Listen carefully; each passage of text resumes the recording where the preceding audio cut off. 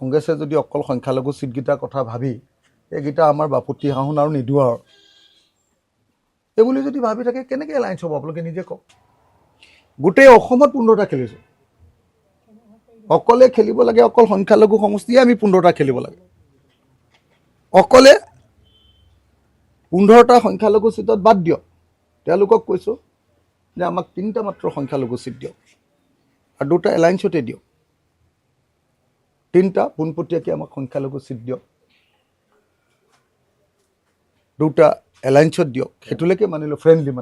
ফ্ৰেণ্ডলিত দিয়ক তেওঁলোকে এটা দি আছে আমাক সংখ্যালঘু চিট তেওঁলোকে আমাক এটা দিছে এটাত দিলে আমি কেনেকৈ মানো আপোনালোকে নিজে কওক আপোনালোকে নিজে কওকচোন বা মই যিমানকৈ ৰাইজৰ দলে যিমানকৈ সংখ্যালঘু এলেকাত কাম কৰিছোঁ আপোনালোকেতো জানে আজিৰ দিনটোতো সমাৱেশ এখন পাতিলে বৰাবৰ হ'ব সেই সময়ত কংগ্ৰেছে যদি অকল সংখ্যালঘু চিটকেইটাৰ কথা ভাবি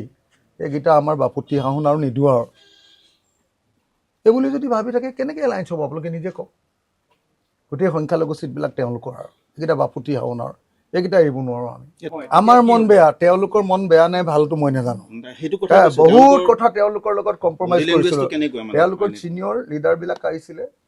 কথা কোৱাৰ লগে লগে এইটো কৰি দিয়ক বুলি কোৱাৰ লগে লগে এৰি দিছোঁ